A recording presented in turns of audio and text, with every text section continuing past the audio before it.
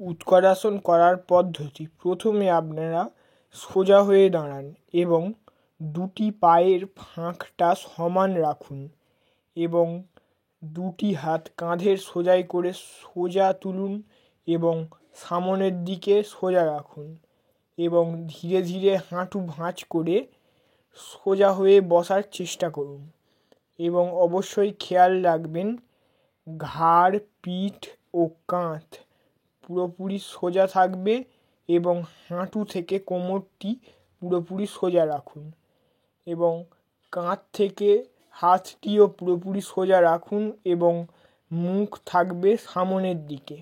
এবারে এই অবস্থায় আপনারা 20 থেকে 30 সেকেন্ড পর্যন্ত ধরে রাখার চেষ্টা করুন এবং অবশ্যই স্বাভাবিক শ্বাস প্রশ্বাস রাখুন।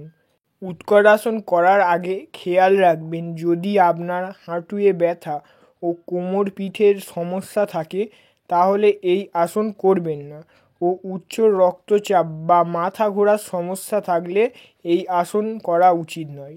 উৎকরাসনের উপকারিতা: পা ও উরুর পেশিকে মজবুত করে, বিশেষ করে থাইয়ের মাংসপেশিকে, এবং হাঁটুর জয়েন্টকে শক্তিশালী করে, রক্ত সঞ্চালন বাড়ায়, হৃদযন্ত্রকে সক্রিয় করে এবং রিড়ের হাড় ও পিঠের পেশিগুলিকে টান করে, ফলে ফিগারের গঠন সহায়তা করে এবং মনোসংযোগ ও ভারসাম্য রক্ষা করে এবং ওজন কমাতে এই আসন খুবই উপকারী।